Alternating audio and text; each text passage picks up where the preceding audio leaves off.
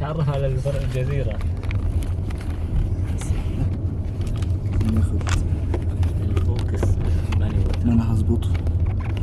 انا حطيتها هنا بس ناخد الكادر كده مظبوط صح.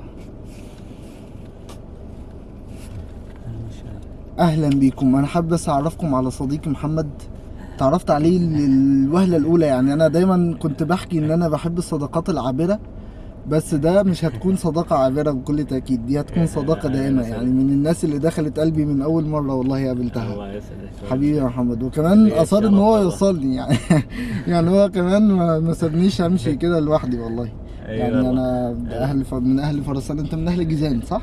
لا ايوه من اهل جيزان تقريبا. جيزان طبعا، أهل جيزان يعني لا عليهم أي غبار، يعني فوق الراس. الله يسعدك حبيبي يا لنا محمد. الشرف والله انه اتعرف على احد من اهل مصر يا باشا بحبهم والله. الله يبارك لك، ده شرف ليا. كل أنا. السعودية بتحبهم والله. يا باشا ده شرف لينا احنا حبيبي، الله يبارك لك.